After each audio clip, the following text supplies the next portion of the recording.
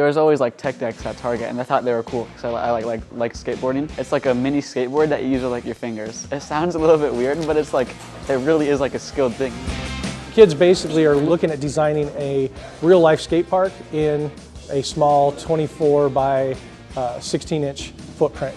We're working on something called Skate for Concrete. Everything to know about concrete pretty much. And we're learning about like real life skate parks, like how they pour those. I've been wanting to do it for a while, and so it's like, yeah, it's just awesome that we get to do that now. Which one are you on? They learn the difference between, cement and concrete, the different ratios of aggregate. And so that certificate that they earn through Skate for Concrete is recognized by the concrete industry. Monday, we're basically starting with our CAD.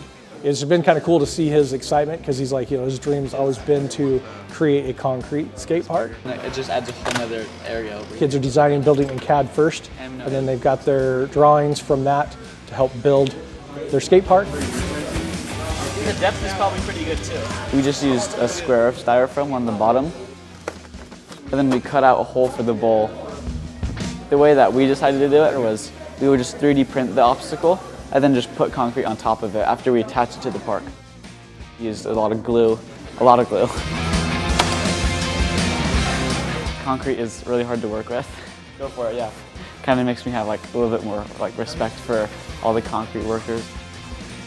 That was the biggest thing, was trying to get the concrete all smooth and trying to get it not to break. We were like, okay, this will be pretty easy to make out of concrete. This object will be nice and easy.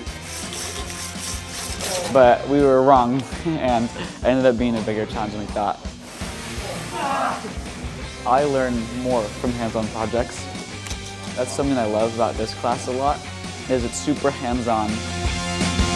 It was really cool to see it all come together and see how the functionality of it all kind of, and taking ideas from everybody and just the whole team process. That was really fun.